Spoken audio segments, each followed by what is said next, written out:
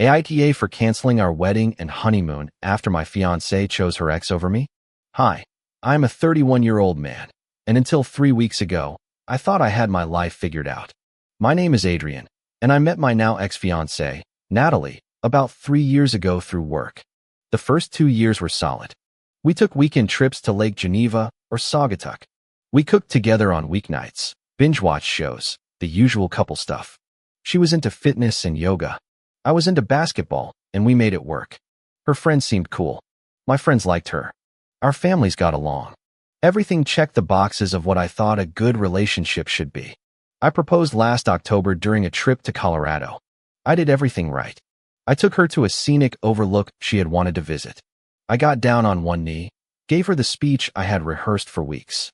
She cried, said yes, and immediately posted it on Instagram with about 15 stories. That should have been my first red flag, but I was too caught up in the moment to register it. The ring cost me about $12,000, which was a stretch but manageable. I had been saving specifically for it. I wanted to give her something she would be proud to show off. She had dropped enough hints about what she wanted. Princess cut, platinum band, at least 1 carat. I got her exactly what she asked for, and at first, she seemed thrilled. But that is where things started to get weird. About 2 months after the engagement, Natalie started mentioning her ex-boyfriend, Dominic, more often.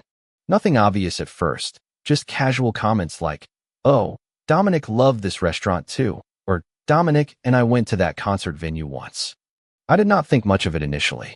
Everyone has a past, and I am not the jealous type who gets worked up over mentions of exes.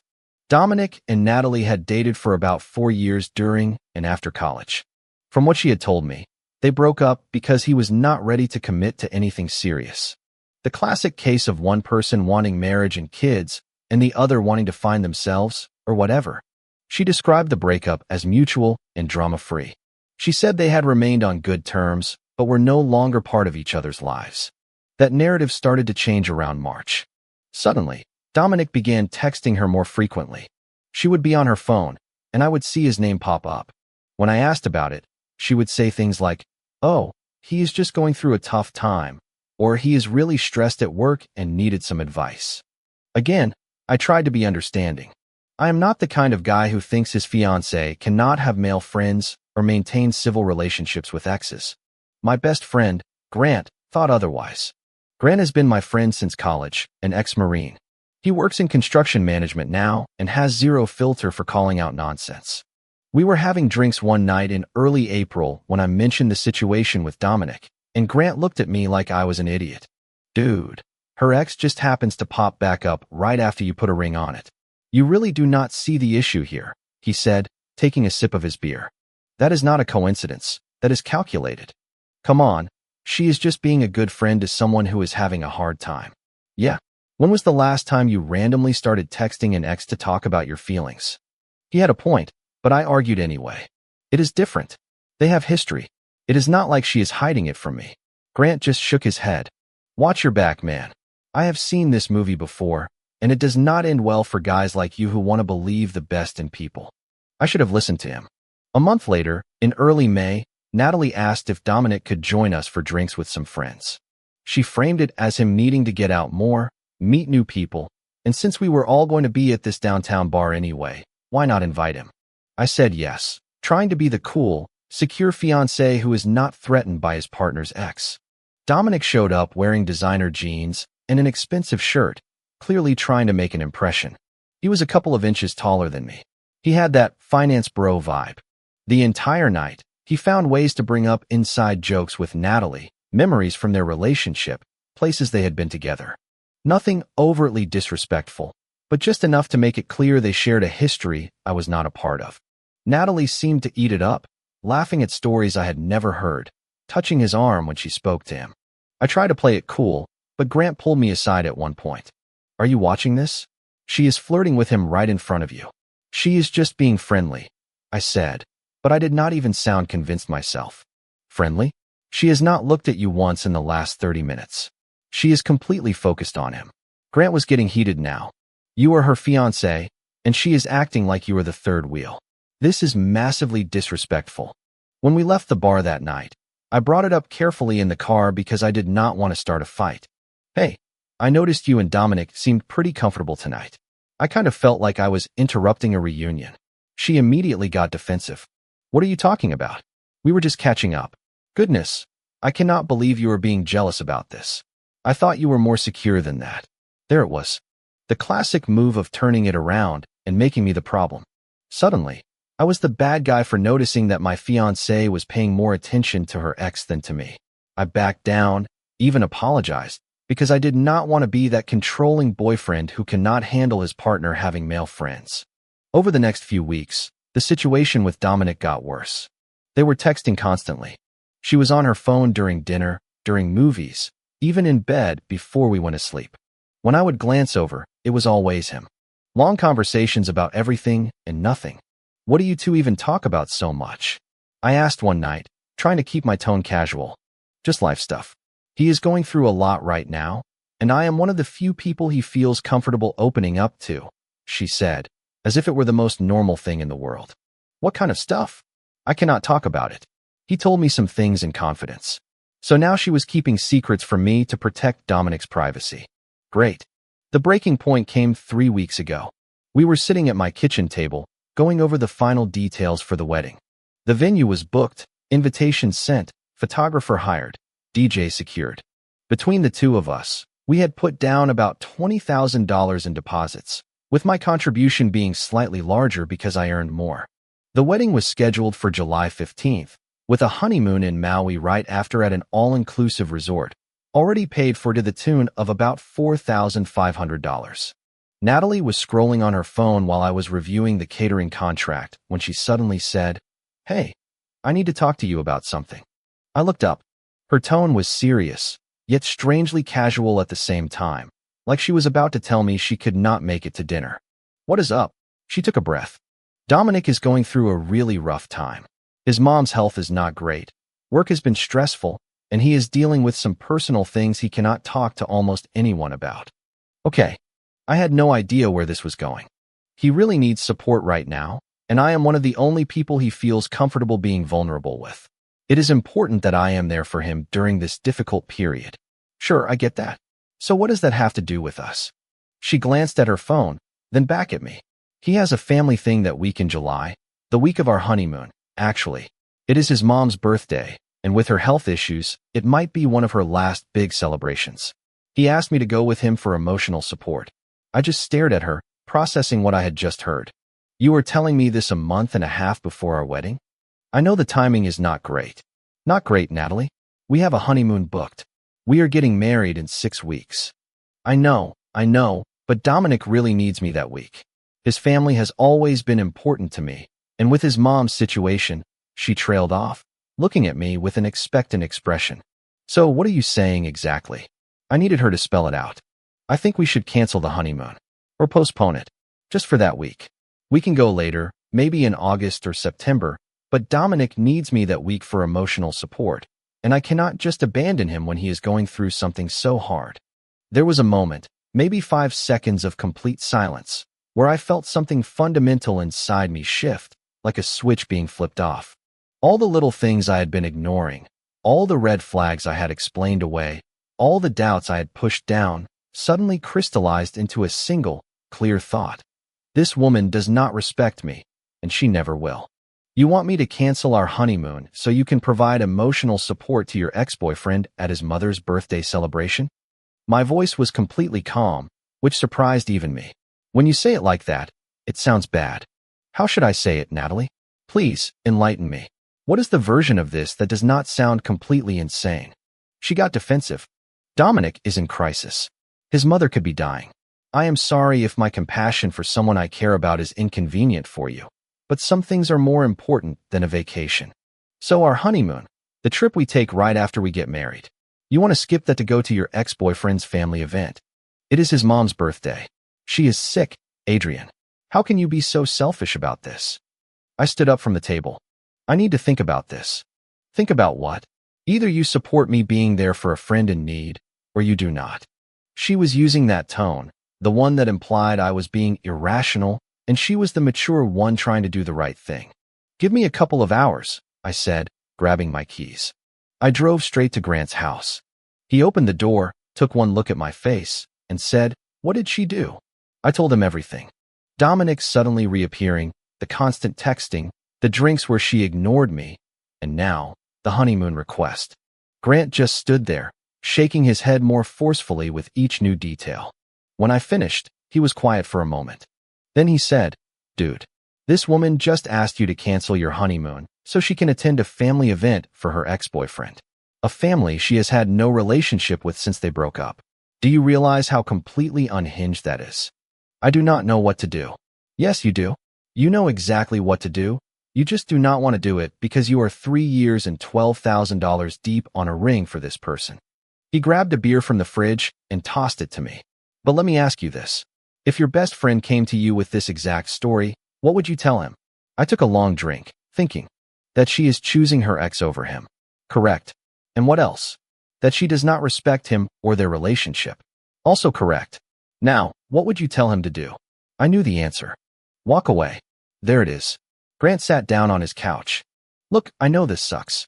I know you have invested time, money, and emotion into this relationship, but she just showed you exactly where you stand in her priorities. If you marry this woman, you are signing up for a lifetime of playing second fiddle to Dominic and whoever else she decides needs her emotional support.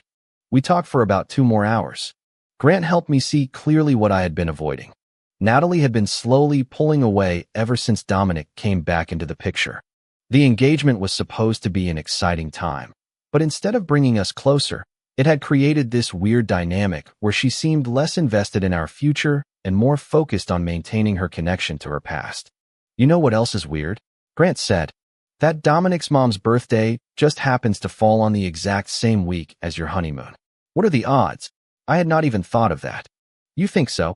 I think Dominic knows exactly when your wedding is, and I think he is testing Natalie to see if she will choose him over you. And right now, she is failing that test spectacularly, or passing it, depending on which side you are on. I drove home around 11 at night. Natalie was in bed, looking at her phone, probably texting Dominic about the conversation we had had earlier. "Hey," she said, looking up. "Did you think about what we talked about?" "Yeah," I replied calmly. "And you are right. We should cancel the honeymoon." Her face lit up. "Really? Oh my goodness, thank you. I know this is a sacrifice, but it means so much to me that you are being so understanding about." I am not finished, I interrupted. I am going to cancel the honeymoon because there is not going to be a wedding. The room went completely silent. She just stared at me, phone still in her hand, like her brain was buffering. "What? I am canceling the wedding. We are done." She sat up in bed, her expression shifting from confusion to panic. "Adrian, what are you talking about? You cannot just..." "I can, and I am. Any woman who asks her fiancé to cancel their honeymoon for emotional support for her ex-boyfriend is not someone I want to marry. In fact, I take that back. Any woman who asks her fiancé to cancel their honeymoon for any reason that is not a genuine emergency is not someone I want to marry. But his mother is not your mother. She is not your family. Dominic is the ex-boyfriend you have been prioritizing over me for months. I am done pretending this is normal." Then she started to cry. Real tears, not the manipulative kind. "Adrian, please, you are overreacting. I was not choosing him over you. I was just trying to be a good person. By abandoning our honeymoon, by spending every night texting him instead of planning our future, by bringing him out with our friends and making me feel like a third wheel in my own relationship." My voice was rising now, months of frustration finally coming out. "When was the last time you seemed excited about our wedding, Natalie? When was the last time you talked about our future instead of Dominic's problems?" She could not answer because we both knew the truth. "I want you out of my apartment by the end of the week," I said. "I am sleeping at Grant's tonight. Figure out where you are going to go." I grabbed a duffel bag with some overnight clothes and work attire and left. The entire drive to Grant's, my phone buzzed nonstop.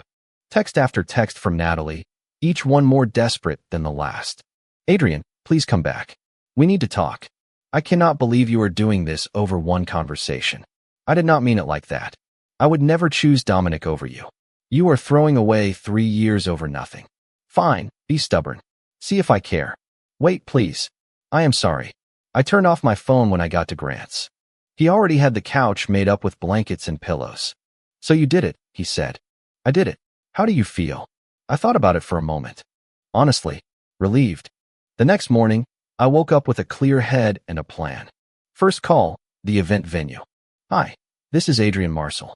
I need to cancel my wedding for July 15th. The coordinator was sympathetic but firm. I am so sorry to hear that, Mr. Marcel. Unfortunately, with less than 6 weeks' notice, the cancellation fee is 100% of the deposit. That is $8,000. I understand. Please proceed with the cancellation. Second call, the caterer. Same story. Third call, the photographer. Fourth call, the DJ. Fifth call, the hotel room block. By noon, I had canceled everything. Total losses, about $15,000, of which my share was around $10,000.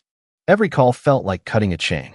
Yes, I was losing money, but I was also shedding the weight of a relationship that had been suffocating me for a while.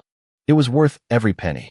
Grant came home for lunch and found me on the couch with my laptop, methodically dismantling the wedding. Man, you are really doing it, he said, almost impressed. It is done. Everything is canceled. What about the ring? You spent $12,000 on that, dude. In my state, an engagement ring is legally considered a conditional gift. If the wedding does not happen, I am legally entitled to get it back. I had not thought of that. She has probably already sold it. Does not matter. Text her right now. Tell her you want the ring back by the end of tomorrow, or you are filing a police report for theft. I sent the text. Her reply came back 30 seconds later. Seriously? You are going to get petty about this now. The ring cost $12,000. I want it back. This is not negotiable. I cannot get it back to you right now. I need time. You have 24 hours. She tried to call me. I did not answer. She tried to call Grant's phone. He did answer, only to tell her to stop harassing me and return the ring or face legal consequences. After that, the calls stopped. That afternoon, my phone was still blowing up, but it was not just Natalie anymore. Her mom called. Her sister called. 2 of her bridesmaids called, all with variations of the same message. I was being irrational. Natalie was devastated. Could not we work it out? It was just pre-wedding jitters. Weddings make people crazy, etc. I sent a single group text to everyone who contacted me. Natalie asked me to cancel our honeymoon to attend a family event for her ex-boyfriend. I chose to cancel the wedding instead. Please respect my decision and do not contact me about this again. The responses ranged from complete silence to angry texts telling me I was making a mistake. I blocked most of them. Life is too short to deal with people who think what she did was reasonable. That evening, Natalie showed up at Grant's apartment. She was a mess. Red eyes, no makeup, hair thrown up, wearing sweats. This was not the put-together, confident woman I had been with for 3 years. This was someone falling apart. Grant answered the door and blocked her way. He does not want to see you. I need to talk to him, please. You said what you needed to say when you asked him to cancel the honeymoon. It is pretty clear where your priorities are. I made a mistake. She was sobbing now, loud enough for me to hear from the living room. I was not thinking clearly. Dominic has been manipulating me, making me feel guilty, and I fell for it. But I choose Adrian. I choose our relationship. Grant looked back at me. I shook my head. It is over, Natalie. Go home. Adrian, please. She tried to peer around Grant. We can fix this. I will cut Dominic off completely. I will do whatever you want. I got up and walked to the door. She looked at me with desperate hope, like she thought I was going to cave. Where is the ring? I asked. Her face fell. Adrian, where is the ring? She fumbled in her purse and pulled out the box. I took it from her. I checked that the ring was inside and closed the box. Thank you. We are done here. Adrian, we were together for 3 years. You are going to throw all of that away over one stupid conversation. It was not one conversation, Natalie. It was 3 months of you choosing Dominic over me, piece by piece, text by text, until you finally felt comfortable enough to literally ask me to give up our honeymoon for him. You did not make a mistake. You showed me who you really are. I love you. No, you do not. You love the stability I give you. You love the idea of marriage. But you do not love me enough to put me first, and I am not going to spend my life competing with your ex-boyfriend for your attention. Grant gently closed the door. We could hear her crying on the other side for a few minutes before she finally left. The next day, I went to the jeweler who sold me the ring. They agreed to buy it back for $7,500. Better than I expected under the circumstances. I used that money to pay off my credit cards and recoup some of the wedding losses. Meanwhile, Natalie's voicemails were piling up. I listened to a few out of morbid curiosity. They followed a predictable pattern. Adrian, we need to talk about this. You cannot just make a huge decision like this without at least hearing me out. Call me. I know you are angry, but this is crazy. We can get through this if you will just pick up the phone. Please call me. I talked to Dominic. I told him I cannot go to his mom's birthday. I am choosing you, Adrian. I am choosing us. Please, call me so we can fix this. Your mom called me. She is worried about you. I told her you were fine, just being stubborn. She thinks you are making a mistake too. Everyone thinks you are making a mistake. You are so selfish. Do you have any idea what you have put me through, having to explain to everyone why the wedding is off? My parents are humiliated. My friends think you are insane. You have ruined my life over nothing. Fine, you win. I hope you are happy. I hope you find someone who meets your impossible standards, because clearly I was not good enough for you. Maybe Dominic was right about you all along. That last one was interesting. Maybe Dominic was right about you all along. So Dominic had been talking about me to her, likely undermining our relationship, painting me as the villain, and she had been buying into it. I did not respond to any of the messages. There was nothing left to say. Grant thought I should block her completely, but I chose to keep the evidence in case things got legal. Turned out to be a good call. 2 weeks after the breakup, I got a letter from a lawyer. Natalie was demanding I reimburse her for her share of the wedding expenses since I was the one who unilaterally canceled everything. She claimed to have spent about $8,000 on her dress, alterations, hair and makeup trials, and her portion of various deposits. I forwarded the letter to my own lawyer, Grant's cousin, actually, who charged me a friends and family rate. He read it, laughed, and said, "This is garbage. She has no case. You were both planning a wedding. She made an entirely unreasonable request that would have materially affected the wedding plans, and you exercised your right to end the relationship. She is not entitled to a thing." He sent back a response that basically said, "Nice try. Go away." We have documentation of why the wedding was canceled, including text messages where your client asked my client to cancel the honeymoon for her ex-boyfriend. That shut down the legal threats pretty quickly. The whole situation would have been completely depressing if it were not for one thing.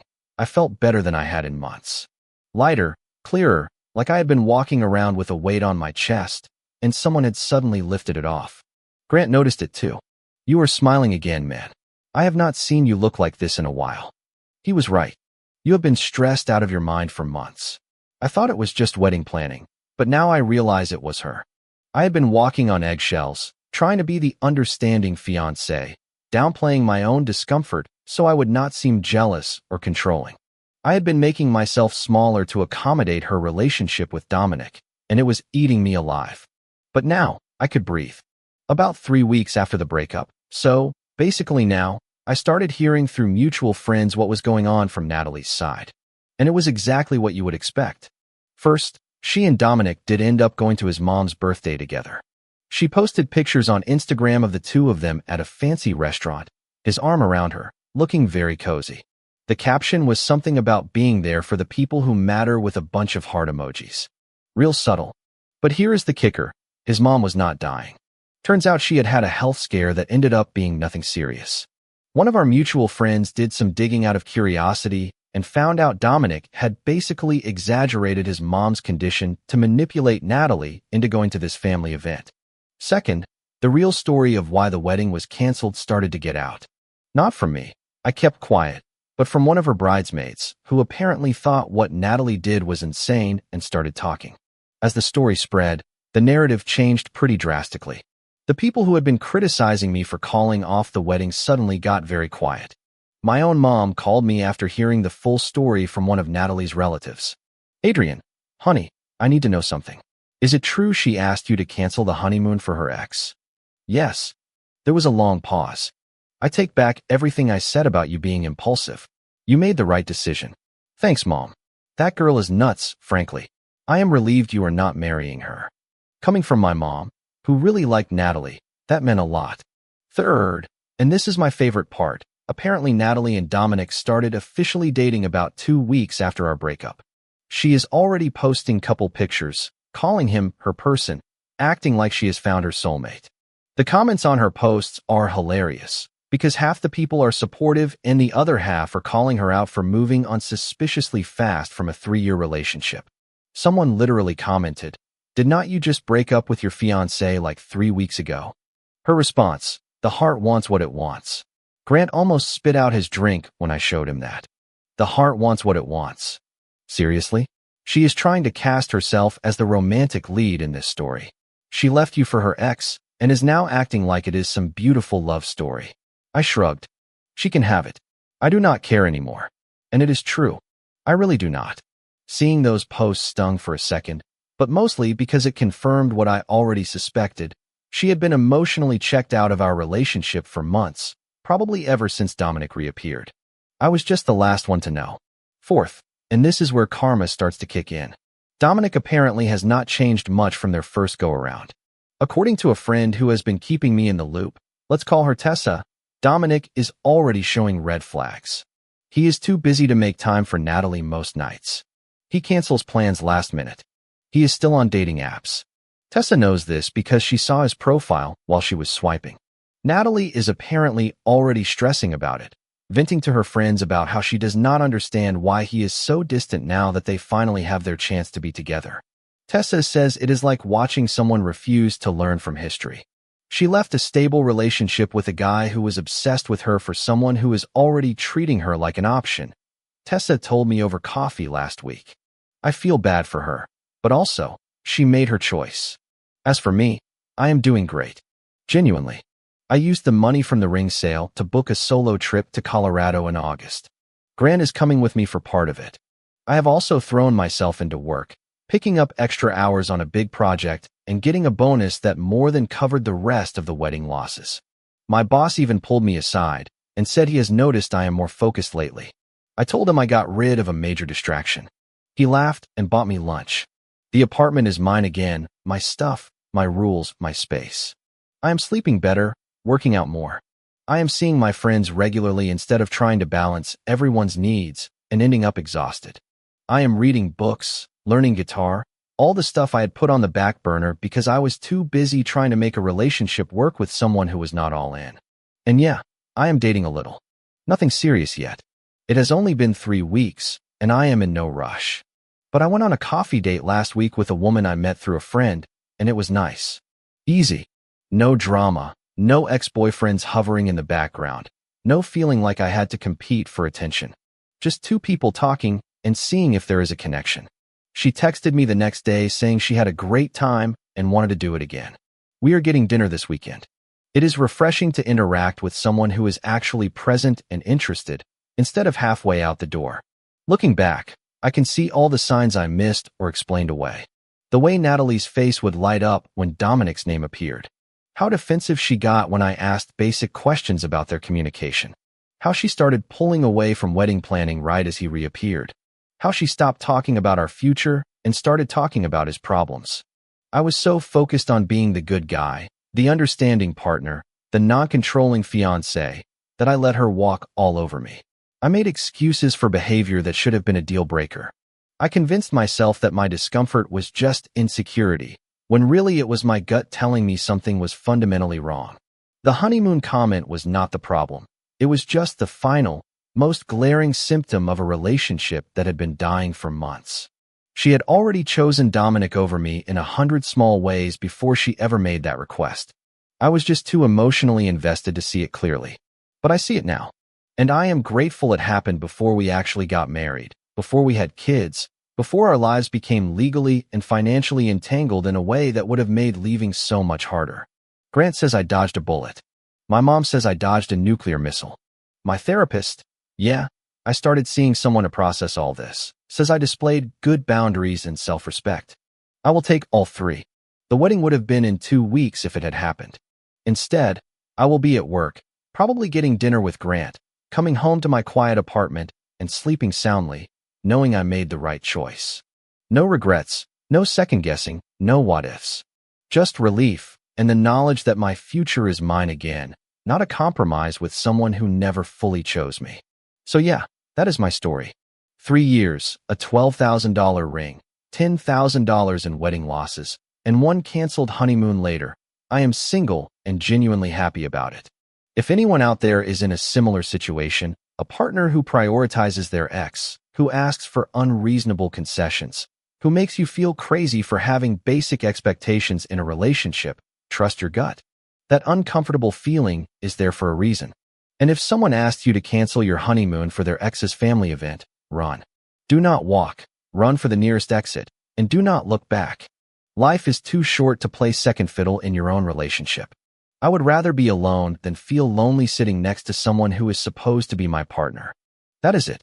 That is the whole story. Thanks for reading, and to anyone going through something similar, you deserve better, and better is out there. I promise. Comment, hey everyone. Thanks for sticking with Adrian's story. It's powerful, not just a breakup story, but a reminder of the incredible strength it takes to choose yourself. It's a reminder to listen to that quiet voice inside you, the one that tells you when something doesn't feel right. You should never have to make yourself smaller or downplay your needs to make someone else comfortable. Remember, you deserve to be the main character in your own life, not a supporting role in someone else's. Sometimes, walking away from what's familiar is the bravest act of self-love you can choose. Letting go of a relationship that doesn't honor you isn't an ending. It's clearing the path for something that will. Your peace of mind is invaluable, and it's always worth protecting. I hope this inspires you to honor your own worth and build a life where you are truly cherished. Take care out there. If you like the stories, don't forget to leave a comment and support the channel by subscribing. See you in the upcoming stories.